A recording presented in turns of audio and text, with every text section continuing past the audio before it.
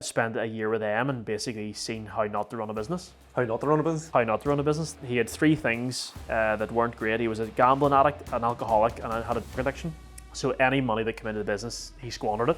Meet Andrew McKee, the Managing Director of Start Solar and one of the top entrepreneurs in Northern Ireland. Start Solar is a company driving innovation in renewable energy and helping businesses and households make that shift towards a sustainable future. From navigating the challenges of entrepreneurship to building a company with global impact, Andrew brings a powerful perspective on leadership, growth, and opportunities within one of the world's fastest growing industries.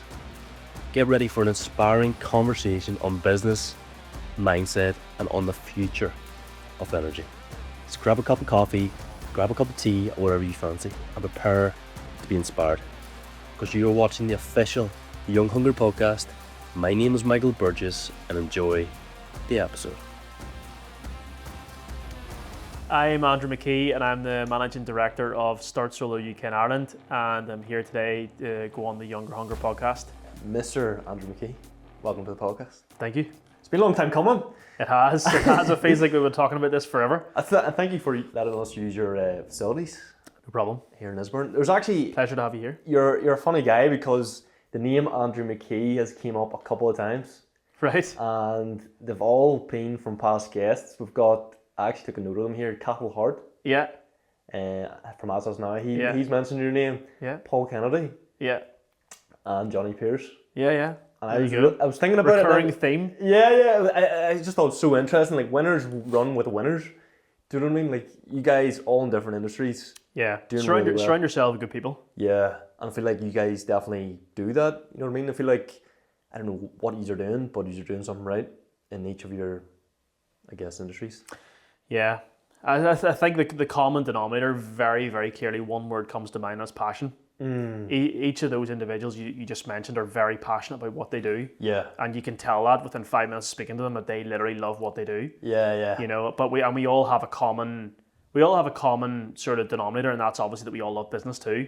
You know, we love the grind, we love getting in the nitty gritty and making it work. Yeah. You know, and okay, it is nice, you know, because then you know, Northern Ireland is a small place, you know, and you do want to surround yourself by like-minded people. Not that I mean that in a snobby way, but you know, whenever I'm out and maybe you've got a problem in a business, you're like, here, what did you do? Did you ever come across this? What did you do? Yeah. You know, or here, have you got somebody that can help me do this? Yeah. And You bounce off each other. yeah, Use your, absolutely, yeah. And I mean, Johnny and Paul, you know, very muchly, you know, have helped me, you know, with different things. Obviously, plug for Johnny Pierce. You know, Johnny has got me in the shape of my life. Do you know what I mean? Like he has revolutionised, and there's a lot of, like I'd say to Johnny, like, as I mentioned, you know, off camera, you know, there's a period there where I went through a bit of not a hard time, but things in business were just a bit tougher.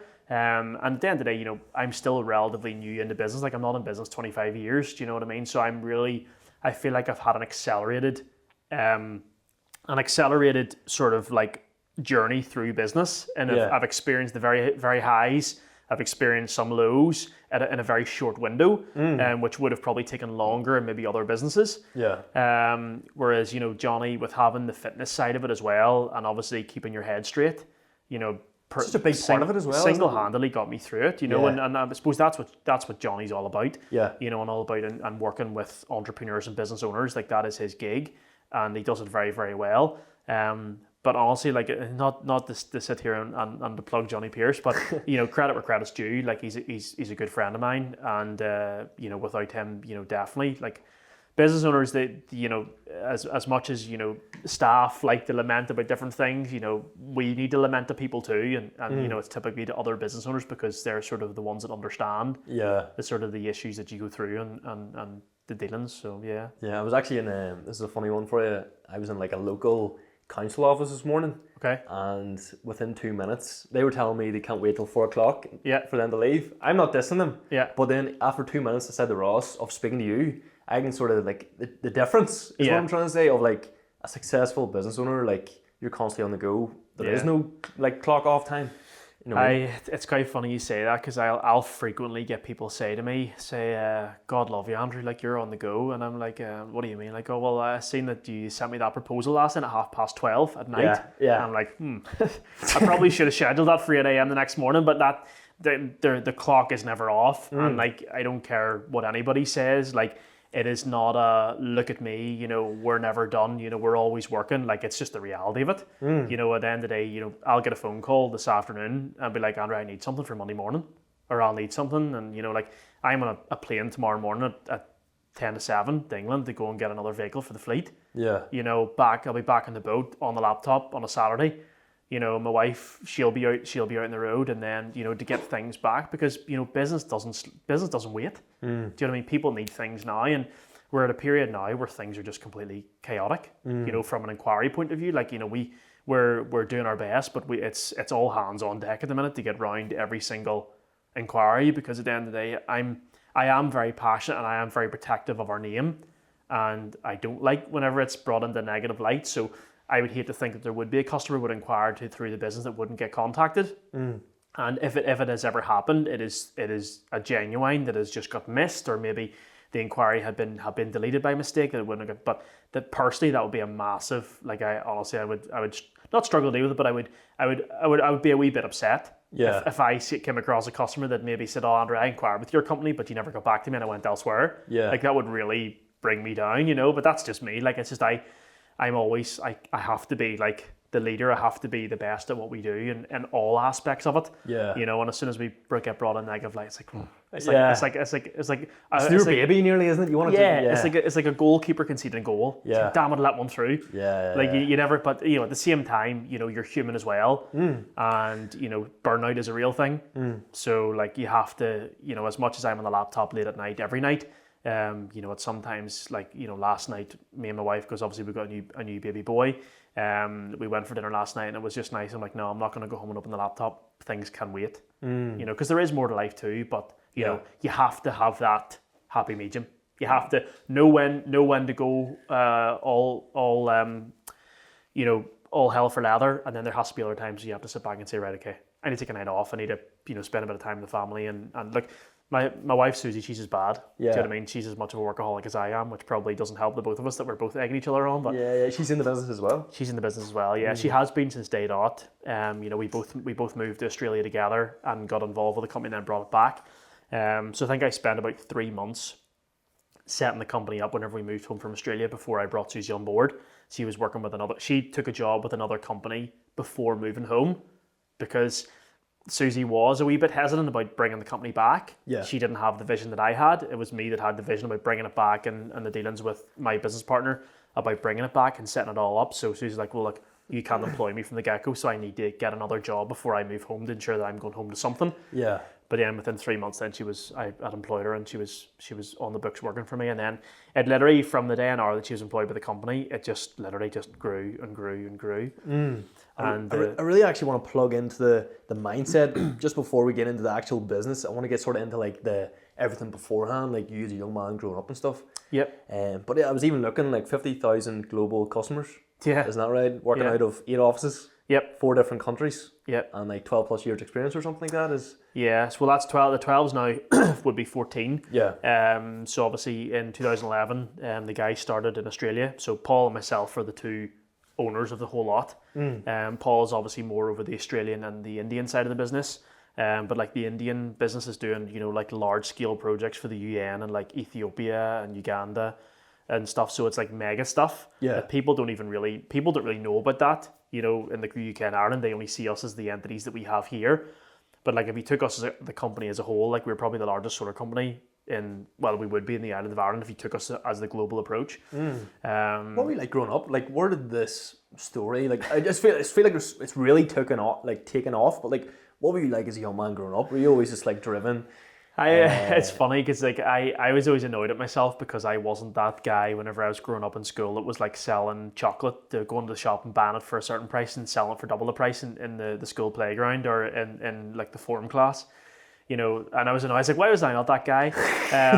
But I suppose then, my journey was I raced motorbikes for 11 years. growing up, and that was my life, and that was my whole life. Yeah. And that's, I suppose, what every young kid wants to do. Whatever they're doing growing up, they want to make that their career, and they want to go and do that. And whenever I graduated from university, my father basically gave me an ultimatum and said, look, you can either go to university, get a good job, quit motocross, and then whenever you graduated, you can afford to buy, hopefully get a good job and you'll be able to buy motorbikes for the rest of your life and continue doing your hobby. Or you go and get a job and you fund the motorbikes and keep going now, but you can't really do both. But my funding has stopped. So I was like, fair enough. So I decided to I went to after school, I went to tech, and then obviously then graduated that enough to get to go to university. I actually wasn't going to go to university. I went to university because one of my friends applied. For university, I thought, I'll apply for it as well. Got in, and then I ended up going on and doing a master's. Yeah. So it is funny how the world works. And again, like, I'm not the smartest guy in the room, far from it. And I feel like my ethos is very much Matt Armstrong. Hard work beats talent. And that was me all through school and through university. It's just like I put in the hours. Sat at the kitchen table, Mum used to come down, God love you, Andrew. Sitting there for hours just writing and writing and writing. And that was me. I will put in the work. The work does not scare me. Do you know what I mean? So I'm not the brain box that can just take a class, memorize it in my head, and then just go and do a test and get, full marks. Yeah. So growing up then, after that I went to work for my dad, who was in retail, and lasted like a week. I didn't like retail at all. It wasn't me. So I went to work in a car wash. Again, my passion is cars. And went to work in a car wash on every Saturday. So from racing motorbikes every Saturday for 11 years to then working in a car wash. And I loved it because I love cars. And, and then my dad said to me one day, he said, look, Andrew, can you clean my car for me and give me a polish? So I said, yeah. So, washed it in his driveway, put it in the garage, polished it, hoovered it, and put the photos up online. And that was the start of my first business. The thing just blew up. Can you do mine? Can you do mine? How much is it? When can you do mine? I've got 2 cars here. Can you come around and do them? Yeah. And that just grew. Then I ran that business alongside university, where I basically valet cars. So I went to university, during the day, maybe finish at 2:00, come home, valet a car. And then I went into high-end detailing, where I was machine polishing cars, ceramic coating cars, spending a week at a time on a car. Done that, funded myself through university. And that was my life. I went from being sort of full-on sports, to winning Irish championships, to then basically running my own business, albeit a very small scale compared to where I'm at now. But it doesn't really matter. It's still the same. It's still the same bricks and mortar. Do you know what I mean? It's still marketing. You're marketing what you do, pricing. Cost analysis of how much you're paying for products to what you're charging for your services. And people always say to me, to come up to me now and be like, Andrew, like, I still haven't been able to replace you. I still haven't been able to find somebody as good as what you do. Because I am very OCD. Like, I am very meticulous about quality and about the rest of it. And like the Facebook page is still there. It was a company at the end. It changed name, but it was at the end. It was called AJM Auto Spa, and a lot of my friends still like they call me AJM and call me with the AJM Auto Spa. So it was good times. It was good times. Yeah. And then after that, graduating, I went to Australia, and then obviously with a master's degree. What took you out there? What was there an idea? Was it just go with the flow, or what took me out there, which is probably why I am here today, is because I'm a man of my word. And a lot of my friends said over the time, whenever I was at university or different things, I'm going to go to Australia. And they never did. And I was like, imagine telling somebody you're going to go and do something and you don't do it. Yeah. And so then I met Susie about 6 months before I went to Australia. And I said to her, look, I'm thinking of going to Australia once I graduate.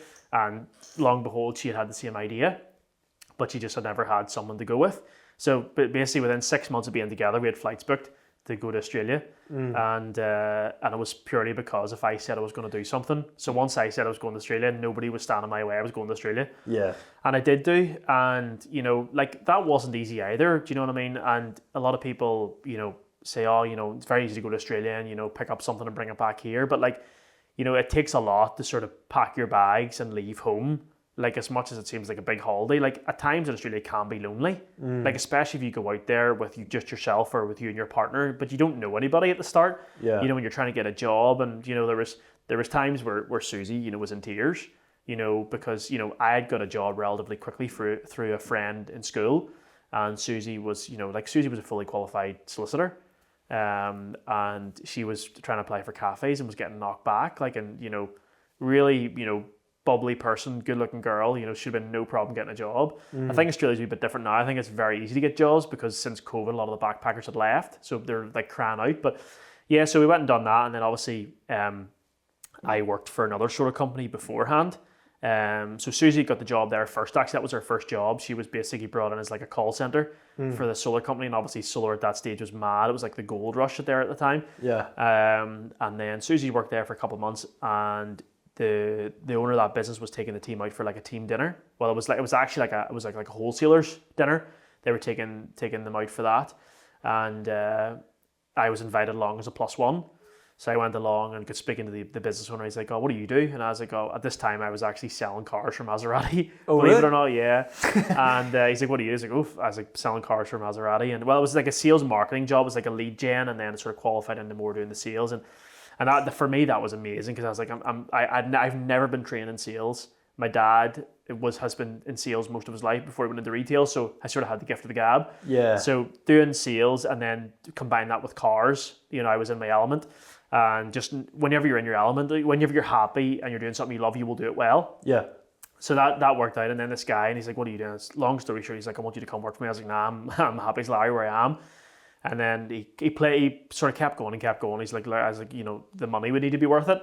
And I always say, laugh people, like in Australia, like you can do and be whatever you want to be as good as you can talk. Like if you can talk the talk, you can get yourself anywhere in Australia. Yeah. And that's the way it was for me is,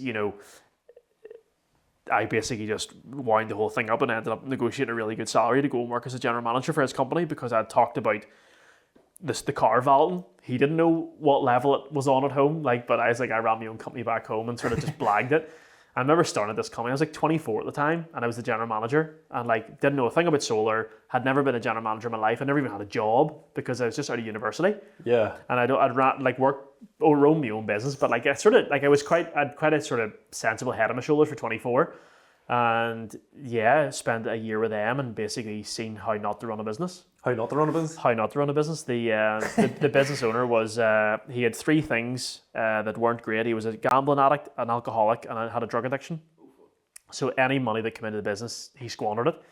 I knew none of this at the time, but I just knew that basically it was very, very hard to get materials. Accounts were on stop frequently, and it was just hard. It was just a hard slog.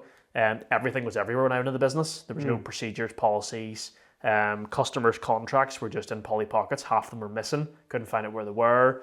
So I basically got the business into a good order, like in good ship, and then obviously the money problems just didn't stop. So I then Paul, my business partner now, he came along to the office for a meeting one day. I didn't know who he was, but it turned out that he had been an investor in that business. And he sort of said, "Look, Andrew, things aren't going great with this business. Do you want to come work for me?" Which was then Start Solar. So I went to work for him and never looked back. Spent 3 years with Paul, was very, very successful, made good money, led his commercial division. So me and Susie would have went and lived on the outskirts of Melbourne, 3 hours out in the countryside, and just selling, driving around the countryside, selling to farmers. Yeah. And I laugh, me in a pair of boots and a pair of shorts and a t-shirt, selling $100,000 systems to these farmers. But you just winging it, Yeah. But again, because obviously I'm an engineer, I was able to grasp the technicality part of it. So I was able to really, and then so Susie would have been doing the figures, and I'd have been talking to the farmer about the technicality, how we're going to run the wires, how much it's going to save him, where the equipment's going to be installed, and different things, and how the whole thing actually works from the grid and the solar and the batteries and how it's going to power his milking parlour. Yeah. So it's really cool. It was a really fun part of my life being out there and doing that. And then obviously, coming home, Paul said, "Look, let's start a solar company in Northern Ireland." Yeah. And so that was back in July 2019. We formed the company. Paul and I flew back to do a bit of a recce round. So we spent 5 days here. So I always laugh because people go to Australia for a retirement trip. Yeah. And from July 19 to March 2020, I think I flew back 4 times, just back and forth doing business, back to Australia, then back here a couple of days doing a bit of business, then flying back, trying to get things set up. Yeah. And then obviously COVID hit in March of 2020, stopped all travel. So then I really struggled during COVID that time because I obviously had this business idea that I've been working on for a couple of months at this stage, nearly a year. And I was like, what's going to happen now? Like, is the world done? Or like, are we all finished? When's it going to finish? Yeah. And I remember being on a Zoom call to my uncle, and I was like, sure, give it a couple of weeks and it'll blow over. Remember like Ebola, where like it never really came to much here. Like, whereas my uncle was like, Andrew, like he was a CEO of like Mitsubishi Lift. He's like, Andrew, this is going to be it for a couple of years. Like, this is not going to be just going to blow over. Yeah. And that really hit home. I was like, like this is really not going to be quick. So then things did open up, I suppose, relatively in a couple of months or weeks felt like months, and months felt like years. Yeah. So we officially moved home in September 2020, and then business operations started.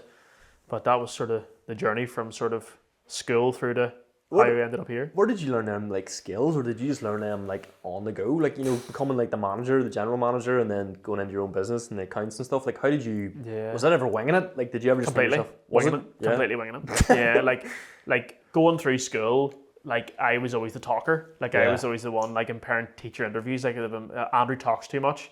If Andrew talked less, he would get more work done. Yeah. But talking has got me where I am, and you often hear that frequently now. People saying, if I had let my teachers put me down back then, I wouldn't be where I am today and everything. And that's sort of a bit like me.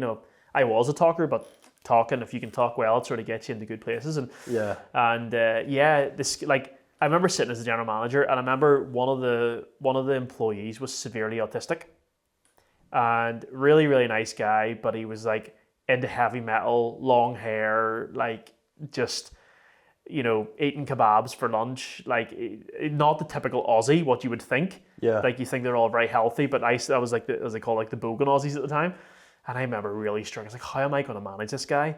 Like, because all the other staff, it was like they're all, and I still find that today. I am like the youngest person most of the time in the business. Yeah. And I'm obviously the owner, and it's trying to command that respect, and to follow people, to follow your leadership. And obviously you obtain that through respect to them, and obviously effective leadership and what you've done. And obviously it's at the point now where they've seen what I've done with the business, so you do earn that respect with them. They're like, well, fair enough, look what he's done, and we'll come along in the journey. Yeah. But I remember that was that is one of the hard things, like doing that. You can only do what you felt was right, and like somebody else at my age walking in there might have completely fluffed that up because they just wouldn't have had a clue. Yeah. And I just knew, like, and that's one thing about me, like I always would have been the person, at home, like if I went for interviews, like I never would have bigged myself up, because I'd have been scared of taking the job and telling somebody I could do something and then come in and not being a failure. Yeah. So I always would have undersold myself. And I suppose, in the interview in Australia, like I didn't oversell myself. I just sort of said what I could do and what I had done. Yeah. But there was never any talk about like what exactly I would be doing. Was all that winging it, really? Like the whole like general manager part, like was all that like fucking winging it, like I can do it, and then just find your way as you went. Yeah. And like I soon found out that the owner of the company, like he just wanted to get a general manager in so that he could like clear off and have a lie in every morning, and really? Like he was very rarely there. And it was never going to be sustainable, because at the end of the day, there's only so much I could do. Like I had no access to bank accounts. I had no idea what money was coming into the bank. I could see what jobs were being done and trying to chase payments and get jobs done and tidying up the installs so that we were getting the money into the business quickly. Yeah. But I was never going to be able to like take it like I have now, where I know everything. Money coming in, money going out, what bills are being paid. And then it's just a completely different level. Like that was playing. To where at the scale that we're at now. Like that was which there's a lot of solar companies, I suppose, probably like that as well here now, where they're just like, it's just winging it. They're just like small. Yeah. It is a low barrier to entry business. And that's why you have so many one-man bands. Just, sure, we'll just slap solar panels on the side of the van and say that we offer it. Yeah. I'm sure somebody will buy them off us. Do you feel like that them experiences shaped your journey and shaped you as an individual? Do you feel like those, like working in a business that wasn't running right, made you know how to run a business right? Do you know what I mean? You like sort of pick up them skills of what not to do. Absolutely. Look, at the end of the day, everything that happens in your life shapes what happens later down the line. And I suppose if anything, because like people always say to me, like, it was very, very easy for me, and I suppose that's probably why I don't take much heed of what people are saying when they say, like, Andrew, you've done amazing, like, look what you've done, and because you're just stuck in it. Yeah. Do you know what I mean? And like, being given a loan of $200,000 to come and start a solar company in Northern Ireland, like, other people have been like, oh my God, like I'm gonna have to pay this back, and what if it doesn't work? And not once did that cross my mind that it wasn't going to work and I was going to have to be liable to pay this money back. I just went with it. Yeah. Do you know what I mean? Whereas that would have been the stumbling block for a lot of people because they'd have been scared to take that risk. And I suppose it's how often do you hear like if you don't take risks you won't be successful? You know, and any entrepreneur like is if you want to level up you need to take a risk. If it doesn't work out you just regather your thoughts and go again. Yeah. But like it's the risk and I suppose that like if I had have been too risk adverse and didn't take that I wouldn't be where I am today. As you say, that's probably stops a lot of people. Like, yeah, you know, that risk probably. I'm sort of thinking of someone who works in a job, maybe like a 9 to 5 or something, and there's a lot of so-called risk about stopping that and go start your own business. But I feel like you just went and did it and didn't look about how you can't. You looked about how you can. Nearly. Yeah, and I probably done it at a time like back in 2019. Like if you can remember the pre-COVID times, like I feel it's like post-COVID time where there's all these gurus about start your business, leave the 9 to 5.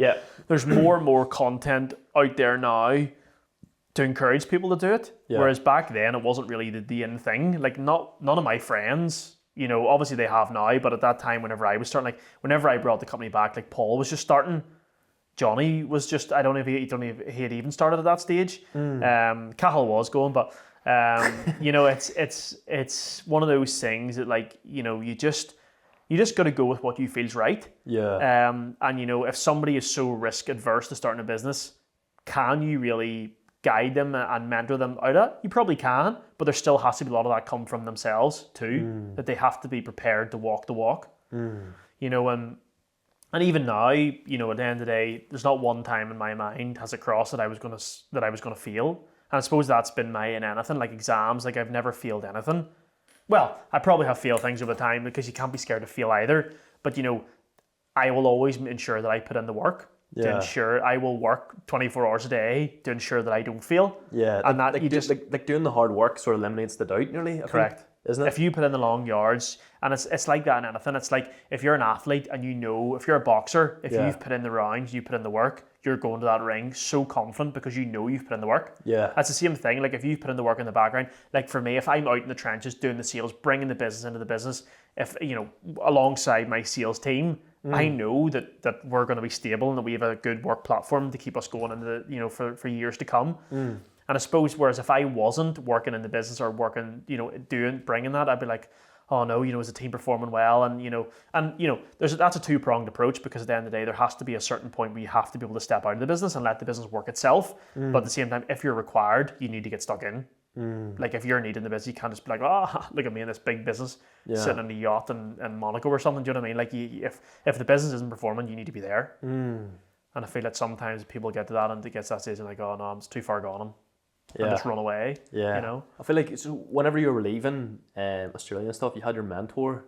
And isn't he your mentor? You could sort of call it. Yeah, a business partner, mentor. Like at the end of the day, anybody that's in business, you're going to obviously rely on them. But Paul had no knowledge. Like he'd never been to the UK before we had started the business. Do you know what I mean? So he had no knowledge of the local market. So he was sort of relying on me, sort of navigating my way. But yeah, in terms of like systems and processes and software and obviously capital to start up, like that was all from Paul. Yeah. And he was obviously a mentor figure there, guiding me through, what needed to be done. But ultimately, credit where credit's due, it was me that sort of navigated and Susie and we brought the business together and ensured that we had it and brought the initial employees on board and got it to where it is. Whenever you first landed back in Northern Ireland and stuff, what was like the process or what was the way of getting that off the ground over here? Yeah, so I mean, it was quite funny. Was that somebody that was asking me about this the other day? We actually had ISO accreditation from day one. We actually, where our first offices were, we had our ISO accreditor down the hallway. And I was involved in another business with an ISO consultant before I went to Australia, a software company. So I knew him already. So we had actually set the business up around ISO 9001, 14001 and 45001, which is your quality, environmental, health and safety. So we had set up the business around that. So the whole procedures and policies. So we had like our health and safety policies, staffing policies, HR policies before we'd even started, which is like way ahead of the curve. So I suppose the first couple of months was literally just getting things set up, websites, emails, bringing the initial staff on. And then obviously the next stage was obviously working with Paul Kennedy to get Facebook ads started, you know, Google ads, all that sort of stuff. And then, like, honestly, like, I was saying that to someone the other day, I'll never forget never forget his name. I'll never forget the first person who called the office phone. And it was an insurance job. A biomass boiler had burned down the shed where the solar panels were, and he needed it replaced under the insurance. So it wasn't him paying for it, so it was a done deal, and there wasn't many solar companies at that stage. So we had been out, and that was our first job. And then pretty much we had put a system on my mum and dad's house, and I put a system on my in-laws' house. And then we'd done another guy as well that I knew, and my uncle's. So those were 4 installs that kept us going. And then, you know, just through word of mouth, you had another friend of a friend, a family says, here, I'll take a system, and I'll take a system. And we sort of just kept going. And there's never, since that first install, we have never had 0 installs. We have always had a pipeline. Yeah. And I suppose that was putting myself in places that ensured that we always had that work, whether it was networking. I was a member of BNI back in the day, so we were getting business from that as well. But yeah, you're always putting yourself in a place, and I always say I'm very lucky. Do you know what I mean? I haven't necessarily had a harder time as what maybe some other businesses that maybe struggle to get the business up off the ground. Do you know, we were in a business, an industry that was thriving. Yeah. But at the same time, in 2019, whenever we planned to bring the company back, the industry wasn't thriving. Electric prices hadn't went up at this stage. Yeah. So there was very little solar happening. So it was still the risk that I took to bring the company back. You know, it wasn't like I seen the way it is now and thought, happy days, we're just going to go and just start a company, put a website up and start selling solar panels. Yeah. No, there was like one other solar company at that stage, and they were doing no residential. It was just all M&E work for like new build, you know, buildings in London and stuff. There was very little happening here. Did you just have this vision of what you wanted? Did you see it all before? Or Yeah. did it all just fall? Did you just run the road and it just came together? Or how did it? No, in your head, like how did it? I say that to people. I say I did. I knew exactly how I wanted it to look, and one thing that I always lived by, and one thing that how I would have known that we were succeeding was do you know why you always, like, whenever you're out in the car, there's always maybe like a brand or a van that you might see, whether it's a Sainsbury's delivery van, whether it's like, I don't know, a building merchants, or do you whenever you're just out and about, maybe you're in your local area where there's maybe more like a local company, there's a lot of their vans, and you just see them repeatedly. Yeah. And like, there's no one in their vans, there's no one in their vans. Yeah. They're Constantly going massive. in. Yeah. So I always thought to myself, whenever I start this business, I want to get at the point where, like, every time somebody's out in the car, they see a Start Solar vehicle. And I achieved that pretty early on, probably within about a year. Yeah. Like, we have 44 vans across the UK and Ireland on the road, branded vehicles, you know, so That's crazy, isn't it? it is. It's a lot, you know, especially now, because like the fleet is sort of getting a bit older, so we're now starting to change some of the fleet and different things, you know, because we're sort of we probably don't need any more vans really at this point in time. It'll be a while before we'll scale again. Yeah. But yeah, that was a nice thing for me, was to get to the point where people were saying, Andrew, every time I'm in the car, I see your vans. Yeah. Or I see one of your employees, or like you know, pulling, like, even I see them out on the road all the time now. Like, I'll be out walking the dog in the morning, there's a Start Solar van. Yeah. You know, or I'll be driving down, like, you know, especially the carriageway between, you know, that sort of Banbridge and Uri. Like, our vans are always on that motorway. So like nearly every time I'm in the well, see a van going north or south. Is that not like a bit of a pinch me moment? Like, seeing that? It Like, is. It is cool. It is cool, which is funny because, like, it's really nice and it is a pinchy moment, and then the phone rings. Yeah. And then you're just completely sidetracked into something else. Yeah, Because yeah. maybe someone's ringing you with an issue or something you have to, you know, oh, here, Andy, you're meant to send me that. So it is lovely and it is nice to sit back, but it is very short lived because, you know, and I suppose being, you know, as again, I'm very much a realist, you know, and it's lovely to sit back and to see all the fleet of vans and, you know, to have, you know, such a big fleet and many employees, but, you know, that's quite often overshadowed by just your, you know, getting down and dirty and getting stuff done. Yeah. What was your, like, I guess, like, looking across, I can tell, like, I can actually feel, like, the passion for what you do and stuff, and I feel like that's a real key as to why people become who they are. Yeah. And, like, as in the being successful and stuff. What's your daily, like, how would you say, a day, or what does a normal day look like for you, or what do you do that makes you this, like, animal of, like, a mindset? So I'm not like these guys on, like, social media where, like, you know, it's funny because, like, I see all the different trends that people go through, you know, whether it's cold water dips, saunas. Do you do any of that? No. I do. I do, and again, that's a lot of that's came out of the back of the Johnny Pierce thing as well. But I do that, and I am a big advocate for it. Yeah. But my daily routine, and again, just being a realist, my routine changes, and my routine changes depending on where the business is at that point in time. So, and what I mean by that is, if I have enough members of staff in the business, and my biggest thing in the business and my ability is sales. Like I've never been trained in sales, but that's what I love. That's where has got the business where it is today. Yeah. That's what I enjoy doing. I enjoy being out on the road, meeting people. So that's where I get most heavily involved in.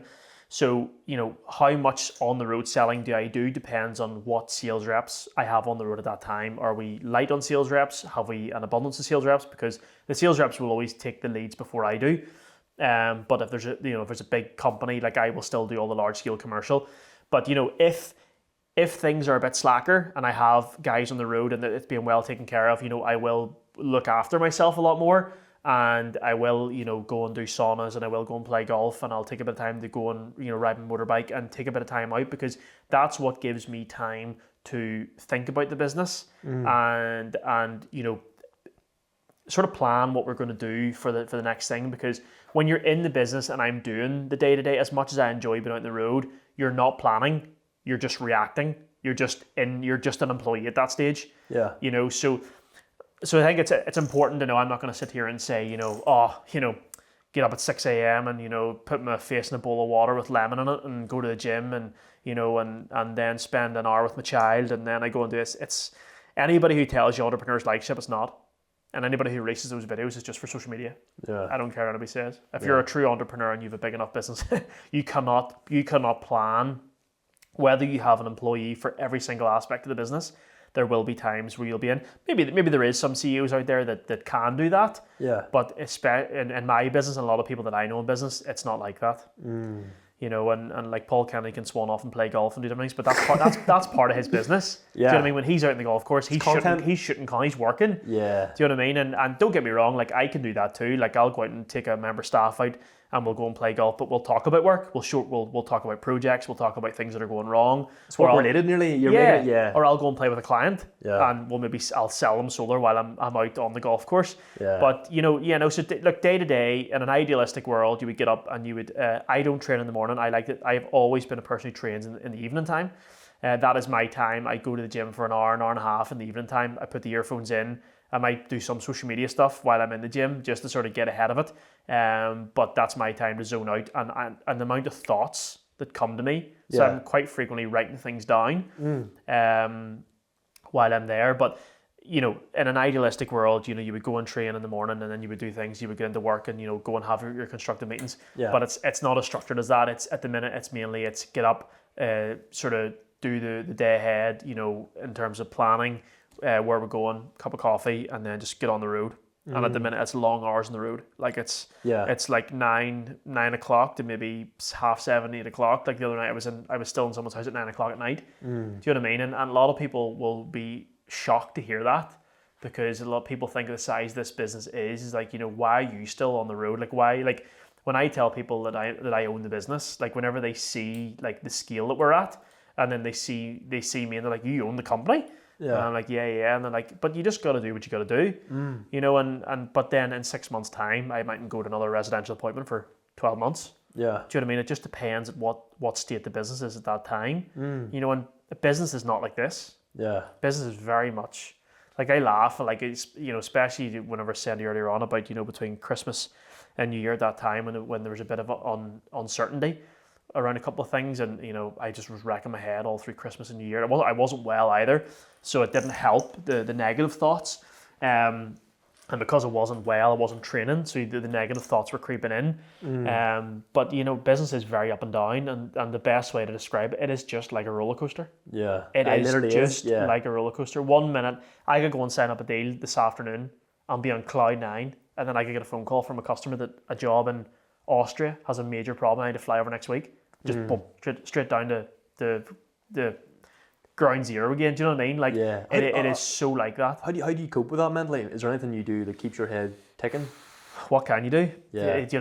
You're not. I don't want to sound like you have to be born with it, but there is a certain element that you do have to be born with it. Like you do have to have it in you that you do. Like if you honestly like whenever times are good, it's easy to talk about it. But when times are bad, it's hard to talk about it. Yeah. Do you know what I mean? And it is something that, you just have to...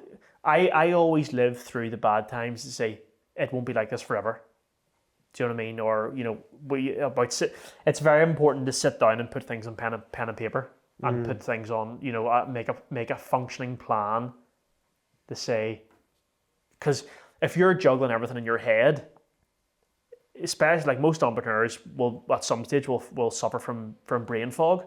I've been there. I've had it. It's terrible, and that's where obviously the training at the gym comes in. But like if you put things down on paper, it's amazing just how something can be such a big problem. See, as soon as you put it in pen and paper, and you start to see it all come together, and you can figure a plan. I've done that so many times, and after I've had it, I've written it down. Yeah, I'm like, oh no, that's what we're gonna do, and then it's just a matter of executing the plan. Yeah. Do you schedule everything out? Did you say? Yes. Yeah. Now, that is something that I've struggled with because, like, me and Susie, complete opposite ends of the spectrum. Susie's diary runs her life. Like, she'll document whenever she walks the dog. She'll document when she's fed the dog. She documents every time the baby pees and takes a bottle and different things. Whereas I'm like, everything is in my head, so I really have to work at writing things down and planning my day. Yeah. Or else it just goes pear-shaped. Yeah. You said that there about like becoming a dad and stuff. Like, I can't even, like, that's your first one, isn't it? First one, yeah. And how many, 6 weeks? 6 weeks, And this stage, yeah. running a business of, like, this size and scale, like, how do you manage, how do you cope? A certain part of it gets to the stage where you have no option. Yeah. You just have to get on with it. Yeah. And the amount of entrepreneurs and business that I speak to, and whether it's having a child or whether it's somebody leaving within the business, it literally boils down to, what else are you going to do? Shut down? You just got to get on with it. You just, like, obviously with Susie so heavily involved in the business, it wasn't exactly a surprise that we were having a child. Like, we knew for 9 months that we were having the child, but it still does spring up and surprise you because, we tried to bring other people in to reduce down the workload of Susie at that time, and we just couldn't find the right fit for the business. Yeah. Or we did have a guy in and he ended up somewhere else in the world. So we did try. And at that point, I was like, you know what? I'm just gonna make it happen. Yeah. I'm just gonna rock with it. Yeah. And no other way. Just do it. And that's it. Yep. Yeah. And do you know what? We've made it work. Yeah. We've made it work. And do you know what? Do you know what? See whenever you go through the hard times in business, and see when you come out the other side, or see when you worry about something and then you make it work and you make it happen. See the person that you are when you come out the other side of it. Yeah. Forced to be reckoned with. Yeah, that nearly makes you, doesn't it? Oh, completely. Yeah. See the battle scars? Yeah. Battle scars, it's like leveling up your resilience every time you come out of a bad spot. Yeah. And like the feeling, I think that's probably one of the best feelings that you can have in business. See when you go through a worrying time or you go through a period of uncertainty and you're worrying how you go through, see when you come through it, best feeling in the world. Yeah. You've done it. You've nearly like overcame the mountain nearly. Yeah. Ahead of you and stuff. Yeah, and there's another guy who'll remain nameless, and he is if he's watching this, he'll know exactly who he is. But he is a very, very well-known property developer, and he went through a really hard time, just with interest rates and things happening. And I respect this guy massively, and he's a very good friend of mine. And me and him, because there's a lot of things that I will not say openly to people. Yeah. There will be very, very small circles that I will discuss the things in. And he was in a similar, different situation to me on a lot bigger scale, but similar, in terms of uncertainty in the business. And me and him lamented to it, and we're both out the other side of it. And like we just we just lamented. We're like, you know what I mean? Like there's only so many people understand. And when it gets to that stage, it's we actually said it the other day. It's a very lonely place. Business or just when business isn't going well. See when you're going well, everybody wants to be on board. Oh yeah, sure, we'll go to this company, we'll jump on board, and everyone's doing really well. See but I'm talking about see more from customers, supplier. Well, not more so much customers because customers don't really know, but see suppliers you're working with. Yeah, don't care. But see when you're doing well, they want your business. Give us more money, blah, blah, blah, we'll take you here, we'll take you there. But see whenever you owe them money, you're not doing well, or not you're not doing well, but things aren't going well. It's a lonely place. Yeah, I feel like you don't. You're only a number to them. Yeah, I feel like you don't see that on like Instagram. Like you only see the highs and the flash and stuff like from people. You see 10%. Yeah. You see 10%. Like honestly, I laugh. I actually laugh now. Like because I was sucked in by them too. you know, at the time, crypto traders and these, people trading and, drop shipping. And I've looked at it as well and different things about starting these things. And I never done it because I do, part with my money wisely. You know what I mean? At the end of the day, I'm quite shrewd with money. And like, so I'm not just going to go, oh, have you got 10 grand to spend right now in a trading account? And I do trade, but I don't spend money with these gurus and different things. And then it all, basically comes out whenever you do the research in the background. They are literally just a front. They are a facade. Yeah. Behind that facade, there is zero. Yeah, yeah. And like these guys come out of prison and then earning flipping 30 grand a day from their phone. Like, wise up. Is there one challenge or one, like, either personal or in business that's really, like, you've really overcome, like something massive, like something you've really put you on the defensive and overcame it? Okay, look, not things probably that I wouldn't talk about on camera, but like, Yeah. in the nitty gritty. But yeah, there's been things where like we've been caught into like agreements with suppliers. We've been committed to buying stock, and we've been stuck buying the stock, and we've been really struggling. Like I remember sitting at one time with like having to come up with $750,000 to pay for this invoice for like all this stock that I had committed to buying because I thought we needed it, and then the industry had dropped off a wee bit. We weren't just as busy. And like I still had to pay for it, and I remember thinking like, how am I going to pay for this? Yeah. But you just make it work, and there's loads of wee things along the way that have happened, and things that you've overcome, staffing problems, growth in the business, exploring new territories like going into England and different things, and people trying to steal, and there's loads of things that you could sit here and go through, but I always say like the biggest thing for me is always money. It's always cash flow. Like cash flow was always the one thing that can catch businesses out, and that's one thing that I keep the finger on the pulse massively with our cash flow to make sure that we're always above a certain line, that we're always okay, because I always think that that's the one that will catch you out. Yeah. If you overtrade or you overdo things, and you just, because I've seen that as soon as you make the wrong move, and that's where I was saying earlier on, like as soon as you come to owe somebody money and you're not paying, all of a sudden you become to being their best friend, to being a number on a page. Yeah. And it's money makes the world go round, but money is the bane of all evil. Yeah, yeah. Do you know what I mean? So I would say probably money and things where maybe we've been in tight situations. And like any business owner that says that they've never had any financial, worries and different things is nonsense. That's one thing that every business has in common is money. So I think overcoming, there's one particular thing that happened that around that stock. I remember thinking to myself, like, anybody else Crumbled. Yeah. You just would have been like, oh my God, like, what am I going to do? Because we just had to trade out of it. And we did. And that's where I just stepped it up a gear. I just went and sold like a madman. Yeah. I just put my money where my mouth is and just made it happen. Yeah. You can either, as you say, crumble or else sort of rise above it. Yeah. And just ride the wave really nearly. That is it. You just have to ride the wave. Yeah. And you just have to, see, one thing about me, and one thing that people always say, me and Susie, is, Andrew, you come across as very honest. And like, if I am having issues or anything with a supplier or different things, like, I will tell them the truth. I'll be like, here's where I am. Here's what the plan is. Are you okay with that? And that's one thing I think that has got me through any of the tight situations, is just be honest. Tell them where you're at. Tell them the plan. No matter how hard it is. No matter how hard it is. Yeah. That's probably hard in itself. I'd say, like, trying to, like, that's probably the hardest part, saying how it is straight up to other people. Do you know what I mean? Like, yeah. And like, you get it all the time. You've had the legal letters, you've had this, that, and the other. And like, I remember one time, like, we got a CCJ put against us.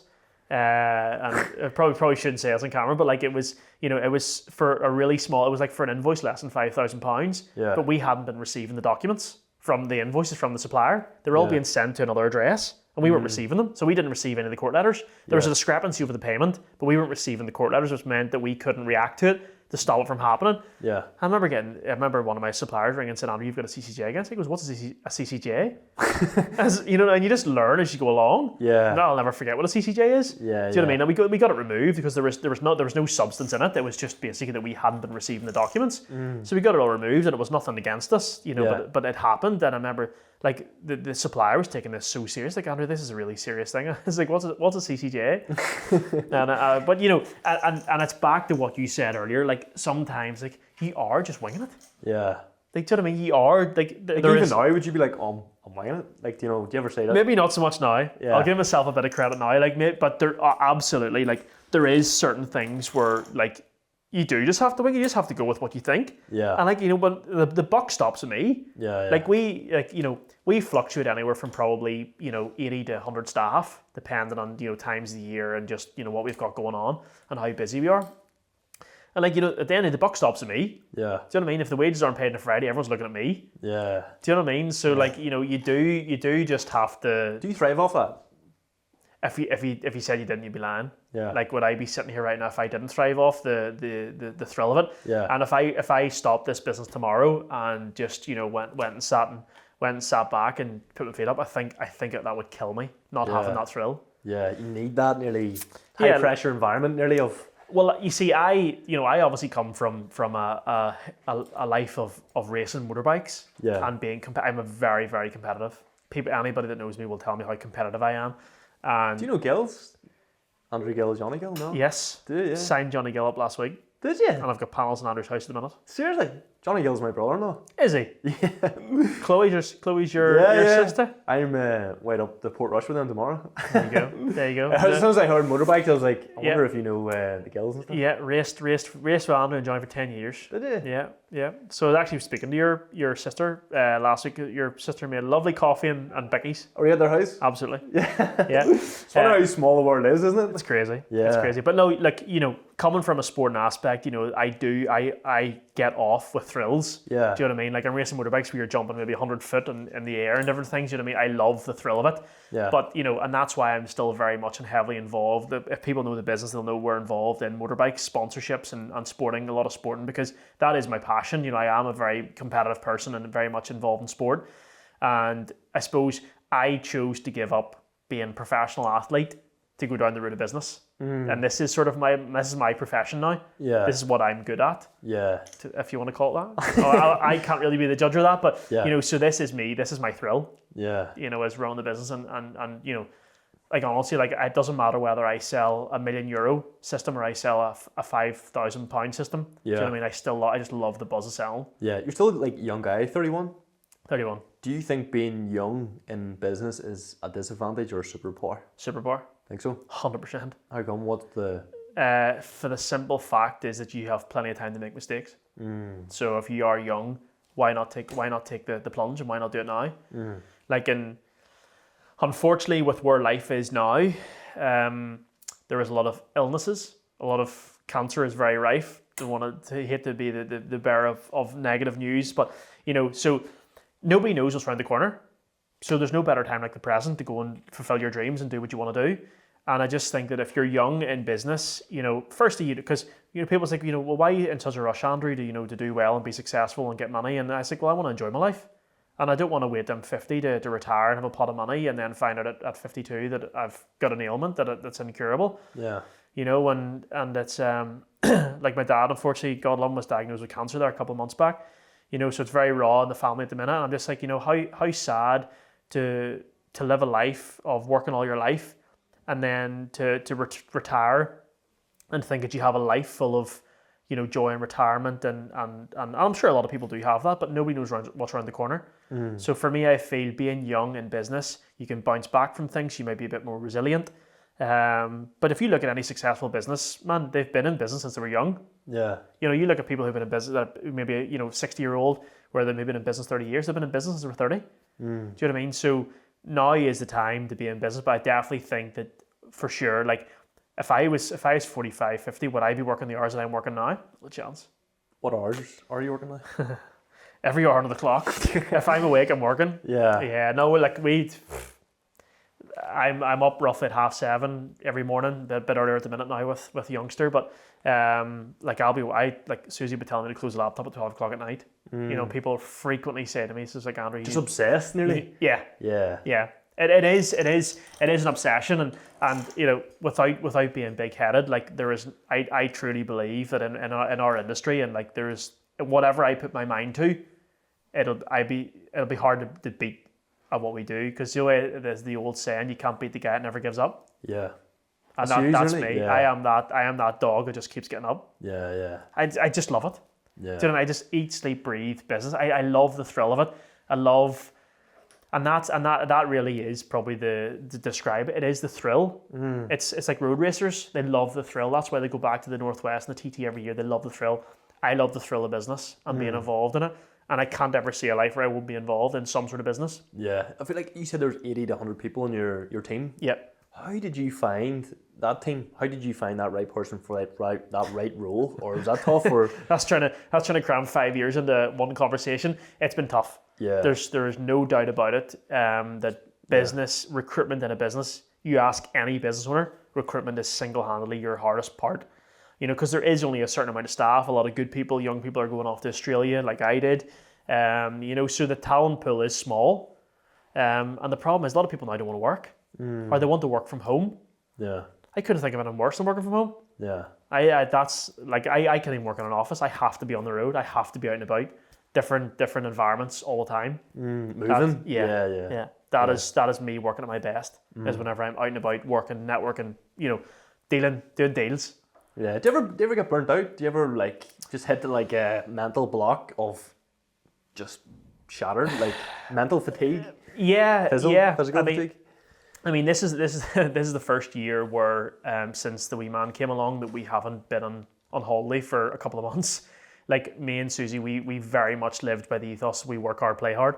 So like we would have grafted 7 days a week for a week, and then we'd have went away once every other month or once every 6 weeks. You know, and that was our time to be like chill. Yeah. Like you're still working. You know, you're still getting phone calls. You're still having to answer emails because, you know, we just obsessed, as you said earlier. Like we still want to ensure that we keep the customers always say to Susie, like, you know, Susie, please don't feel the need to get back to me 11:30 at night. Like I can wait the next day, but Susie would be annoyed if that customer doesn't get answered there and then. Yeah. Do you know what I mean? And it is obsession, but yeah, like that is your time to decompress for sure. Like you, and that's how I probably got through it. Yeah. But I suppose now with the baby along, like I am trying to find a bit more of a working relationship. Like I'm trying to find a bit more of a medium ground where it's not just chaotic, but so far it's not going too great. Yeah. Where do you guys scale from here? How do you expand? Yeah, so where we're at now is we're now looking at buying other companies. So we're looking at buying other companies and we're looking at starting our own other companies. So delighted to announce, you know, in the last couple of months that we've started our own scaffolding firm. So we have Start Scaffolding that runs alongside Start Solar, and we have our own energy what do you call it? Consultation business, which basically does energy assessments of houses, mainly more in the south of Ireland. So we have a number of different things that we're looking at, but like people are at me all the time. Like I suppose because people have seen what I've done, people do often want to get into business with me. So people come, oh, well, we'll do this, we'll be getting the property, we'll be going to do developments. And like, I would love to do it all. And that is, one thing about me, like in my personal life, I'm very like all over the show. I'm like, I'm going to go buy this, I'm going to buy this car, I'm going to go buy this van, I'm going to buy a digger, I'm going to buy a tractor, I'm going to go do this. I'm looking at this house, so no, I'm going to do that. No, we're going to move somewhere else. But in business, I just seem to have this focus and this saying that I am just focused, and I'm not like jumping from shit on here or there. I'm making it all work. Do you know what I mean? And like, you know, because, you know, if I had listened to everybody that comes to me, I'd have about 15 businesses by now, and I probably would have failed because I can only do so much. So, you know, whenever I start something, you know, I start it with the intent that it's going to be huge, and Start Scaffolding will be as big as Start Solar. Think so? Yep. You see that nearly? 100%. Yeah. I already know it's a bit like Start Solar. I know how to get there. Yeah. I know the process, and I know the time, the journey that we need to take to get there, and what circles we need to be mingling in. Yeah. And look, you know, a lot of the work that we do with the solar, the scaffolding is required anyway. Yeah. So it's an easy start for us because, you know, straight away we've already got a customer in Start Solar. You know, so it's a quick win. Well, did you ever not have this mindset? Did you ever have a time where, like, before business, was there ever a time that, like... It's hard to remember life before business. Yeah. I don't think so. Like, again, the only thing that I can remember, like, going back to start a conversation, is that I wasn't that guy in school selling, you know. Yeah. But at that stage, I was like motocross mad. Yeah. So that's all I thought about back then was motocross mad. So I suppose it's probably fair to say that anything that I do, anything I put my mind to, I'm all in. So back then it was all motocross. I was like, I'm all in.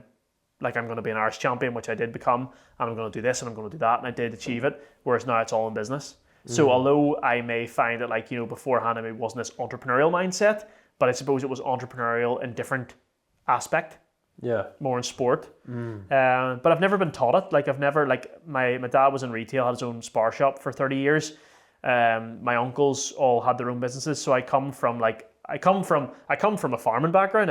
My mum's family is all dairy farmers. So I spent my summers on a farm, cutting silage and driving tractors at the age of 11. Yeah. Do you know what I mean? So I've always been a grafter. I've Yeah. always, came from hard work, and not getting paid for it. I remember being handed money whenever I went up to my uncle's farm to drive tractors. I'm like, why are you paying me? Like, I love this.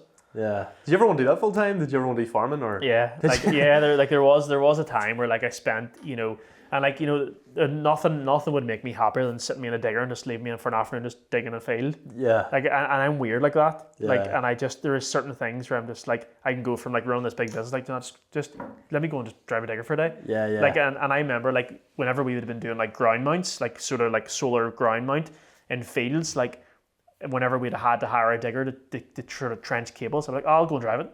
Yeah. And I do love, like, I love those. Like, I'm going to go and do my class 2 lorry license because last week we put our first lorry on the road for Start Scaffold to carry all the scaffold because we were just using trailers before and it was becoming, so the scaffold can basically stay on the lorry at all time. Then as soon as the job gets booked out, they just go straight to site. So I'm going to go and do my license. I'm going to go drive that. Yeah. I feel like you just do everything. Like if you have something in your mind, you just go, yeah, I can do it. It's back to the whole Australia thing. It's like if I say I'm going to do something, I have to do it because I hate somebody saying, "Oh, you said you're going to do it, but you didn't do it." Yeah. I hate being called out. Would you still get called out? Like I feel like you've achieved quite a lot. I do, but I very like we deal with a lot of jealousy in this world, and unfortunately, Northern Ireland is a small country, and there is a lot of jealousy. So I do keep a lot of things that I do. Like people only see half. Like I'm very, very, out, but behind the doors of business, I'm very out there with what we do in business. But like what I do and what I've achieved behind business, like I'm very much like closed book. Like people only see the half of it. Would you keep your circle small, or how Very. would you? Was it? Yeah. Very. I think if you speak to any entrepreneur, like and a successful businessman, it's not even that. It's like people nearly feel that like whenever you're a certain once you become a boss. And you especially as a young person, that people nearly feel like they can't talk to you anymore. It's like you were my friend, but now you're a boss. Like now you own this big company, and like you're this, all these people working for you. But like I don't change. I don't think I do anyway. Like I purposely try to look back that I am very fair with everybody. And yeah, like don't get me wrong. Like business is very very time consuming, especially in the scale that we're at now. And like I put a lot of my time into, but I still try and make time for my friends. To go and see them, and I do, and I help them as well in their endeavors. Sponsoring them to go and race motorbikes or short circuits, and they get it too. But there's always going to be those people that don't get it and that don't choose to get it. Yeah, I feel like you, Cahill, Paul, Johnny, probably you all have a very similar type of mindset. You ever find that? You ever They've all been through the same journey. They've all had the same experience that I've had. Yeah. And like don't get me wrong, it's not easy. Yeah. Do you know what I mean? And probably why you get so on so well. Do you know what I mean? Yeah. Well, you get similarities. Do you know what I mean? Yeah. As I say, it's always good to get out and catch up with those guys and have a good old rant. Yeah. Because you need to rant every so often, and it's like gets it out of you. You know what I mean? Like, but like that's part and parcel of the job, and like we all love what we do, and that's why we come back for more and like to, instead of sort of just keeping it, we like to scale more. Yeah. I've only got a couple more left for you here. Yeah. I don't want to take too much of your time. I know how busy you are and stuff, but you won an award there last year. Yep. Is it Young Businessman? Young Business Person of the Year, yeah. Yeah. How'd that feel, sort of? Okay, it was nice to be recognised for what we had done. You know what I mean? And there was a lot of tough competitors, in the industry, because it was like under 30. So like anybody under 30 that's running their business, they're obviously very, very they've achieved a lot and they're very high achievers. Yeah. But people, we put forward a good pitch and it was nice. And like, don't get me wrong, like, credit where credit's due. Like what we have done, like we're a very, very well known brand. Across the country, and people see that it's me that owns it. Like they can't believe that I'm so young and that I own this big company. And I say I'm like one of the youngest people in the business. But yeah, it was nice to get that award. It was nice to be recognised, for what we had done. It was obviously then to get that recognition, and to be seen on like that evening when we collected the award. Like the amount of large scale business that were there, big retail, big construction companies, getting our name out there that we won this award was fantastic. And as I said, the amount of stuff that I've been invited to, following on from that, has been amazing. The amount of business that we've done, and like you'll see from this podcast, like at the end of the day, it's with me. I'm very raw. I do not sugarcoat things. I do not, I'll not tell you that I'm this. Whenever it's this, it's with me. It's raw. You hear it straight from the horse's mouth. Yeah. As to if I'm suffering with something, I'll tell you. Yeah. Do you know what I mean? So there's that honesty nearly. You're saying. That's all I know. Yeah. It nearly falls out of my mouth. Yeah. If I want to tell you this, but it's lies, the truth just falls out. I can't lie. Yeah. I have a couple more questions for you. Okay. These are ones we're asking like every podcast and stuff, but I'm really curious to see what you say here. But like, do you see yourself successful now? Do you see yourself as a successful person? I think if I said to you the answer to that question, if I said I wasn't successful, I think people would just be like, that's bullshit. Of course, I know I'm successful in what I've done. Do I feel like I'm successful, or do I feel like I've achieved enough? No. No. Where do you want to go? That's the problem. Yeah. Where is the end? Yeah. Where does it stop? Because it's just the bigger you go, the more you want. And I suppose that's the secret to the whole thing is is trying to find a zen, trying to find a you've made it. Yeah. You've got to where you wanted to be. And I have a fair idea in my mind, which all will become apparent in due course, but I have a fair idea where I want to go. But look, I always want to have a business. Do you know what I mean? I always want to be in something, but I definitely have a major itch to go into different industries. And I would say probably maybe in another year or two, I'll definitely be going on the hunt for buying businesses. If I or someone took all this business away and left you with nothing, how would you rebuild tomorrow? The only answer you can do that is graft. The only answer to that question is to just get stuck in. Obviously, people always say, like, if you're a property developer, take away all your properties tomorrow, you can rebuild it again tomorrow because you know what to do. Same in business. If you have all the contacts, you have all the know-how, you have learned your lessons from the failures. So, like, and my attitude, anytime things go wrong is, and I'm, even through university, like through projects, anytime things were going badly or they need to be changed, stop. There's where we're finishing. This conversation's done. Let's focus forward. What is the plan? Where are we going? What are we doing? How are we going to fix this? And it's just focusing forward. Always focus forward. Never focus on the negative. See, as soon as anytime I get negative thoughts, it's sitting on the sofa on a Sunday night. You always have a wee bit of anxiety about the next week ahead. And as soon as I start to think of that, I go and do something else to get my mind. Just keep it out of your head nearly completely. Negative. Yeah, it's nearly like solution oriented. Correct. Isn't it? As soon as the solution will give you that zen, the solution will give you that right. Let's get a solution. Let's go forward. If a young person, maybe not involved in the business or this sort of industry, but if a young person maybe who was like you before going to like Australia and stuff was watching this, what advice would you give them if they want to go into like the business route, the entrepreneurial game? What would you say? I would say that firstly is know what you're in for.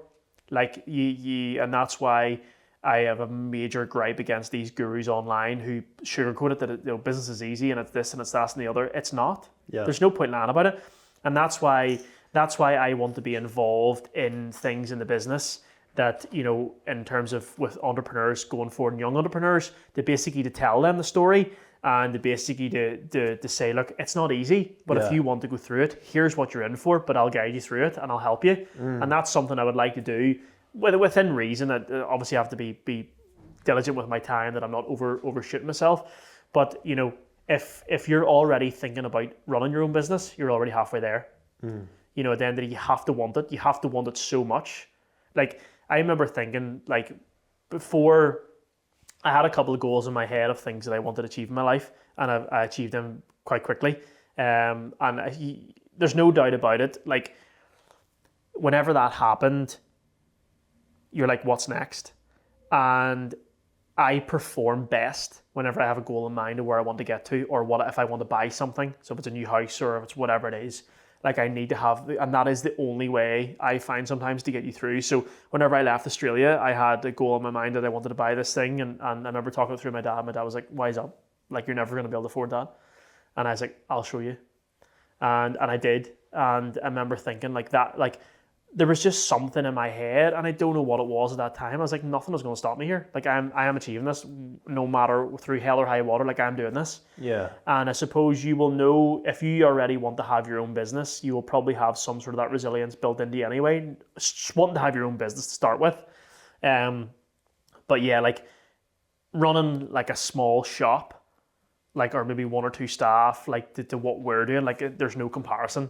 Do you know what I mean? Like if I just had Northern Ireland business, like I could run it with my eyes closed. Do you know what I mean? And even that's big compared to like we've 27 staff here in Northern Ireland. Yeah. Like even that's big to then somebody running like having a shop with maybe one or two employees. Yeah. You know, but we have three. We have four now. We have four locations around the UK and Ireland with they got some 100 staff and multiple vehicles. You know, multiple moving parts, stock, suppliers, payments. You know what I mean? There is so much going on at any one time, but you just can't overthink the small things. Yeah. Do you ever get overwhelmed just with stuff coming at you? Like, You do, but it is short lived. Yeah. Do you know what I mean? Like, and I think if anybody said that they didn't get overwhelmed, it would be lies too. Because at the end of the day, of course you're going to get overwhelmed at some, but how do you deal with that?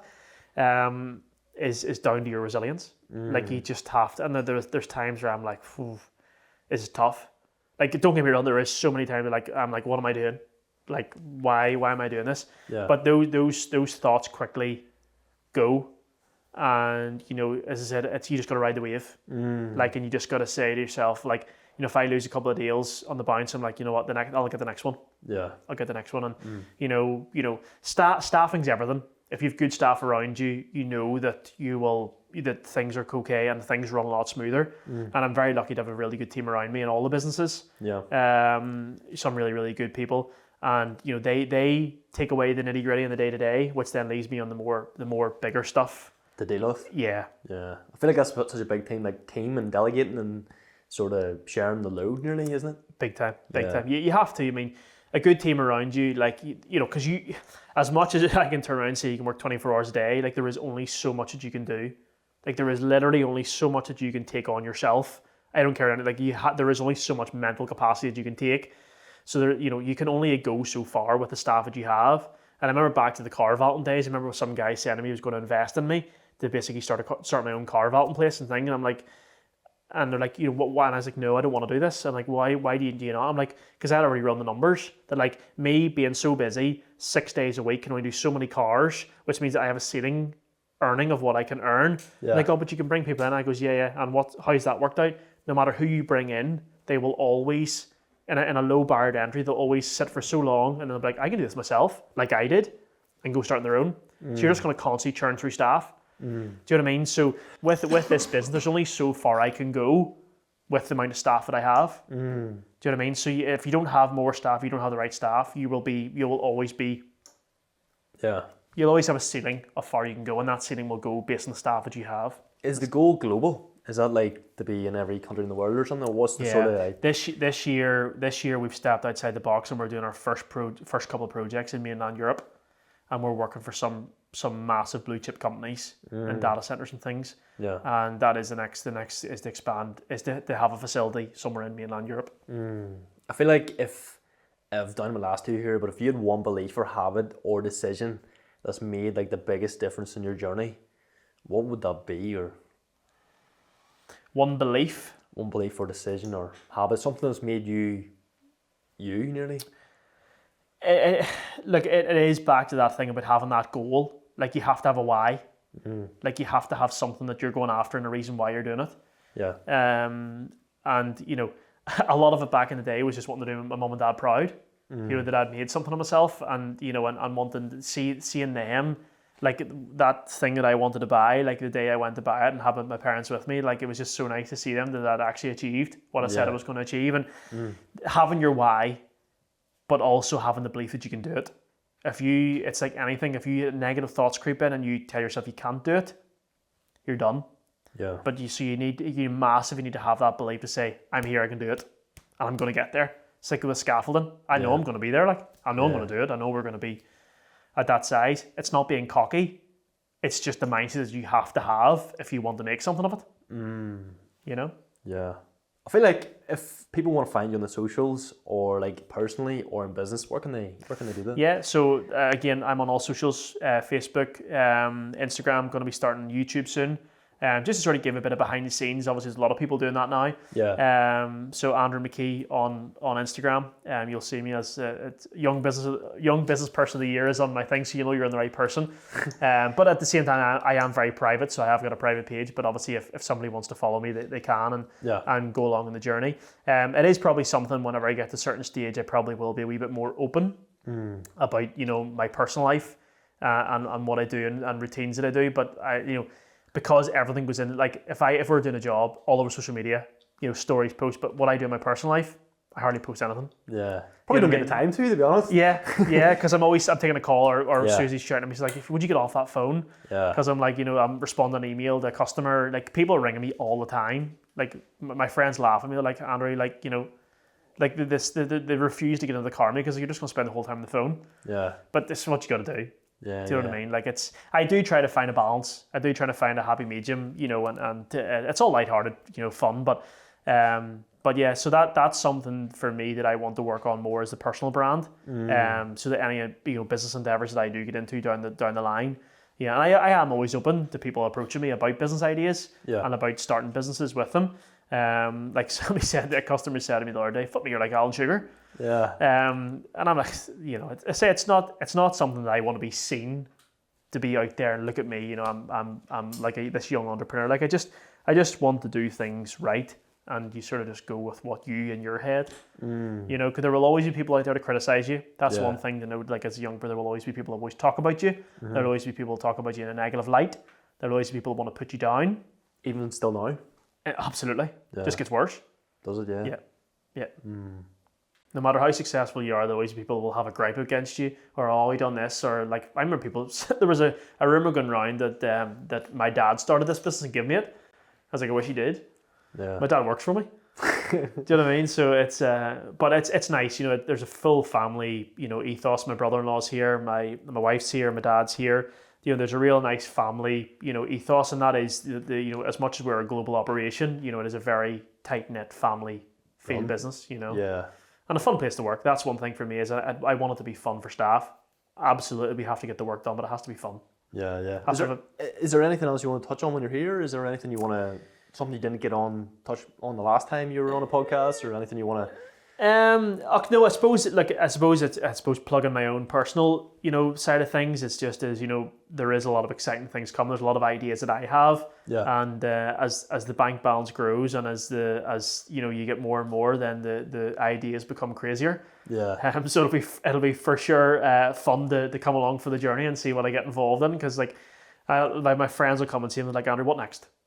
Like what next? Like because I'm in the process of a ban a digger.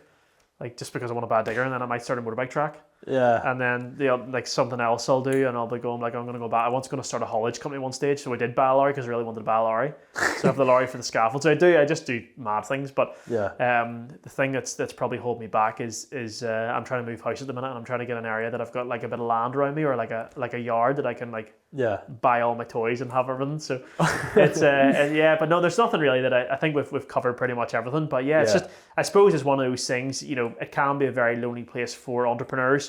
So always, open to have a conversation with them. Always happy to go with a coffee with people. And obviously I am a very, very hectic schedule, but I always will try and make time for somebody wants genuine help. Yeah. And absolutely, if somebody's got a business idea and they're looking funding and they're looking to a bit of advice, I'm all ears. You're giving back nearly, as they say. Giving back, yeah. I mean, sure, you can put my email address on somewhere on the screen or something, andrew@startsolar.co.uk, and tell people to feel free to reach out to me, and you never know what might happen. Mate, thanks so much for coming on. No problem at all. I don't know how long that was, but I think it was a good bit, hour and a bit anyway, hour and a half. Hopefully people get something from it. Yeah, no, definitely. But thanks so much. And that's been all from the official Young Hunger podcast. Hope you guys have enjoyed, and I'll catch you in the next one. Thanks, guys.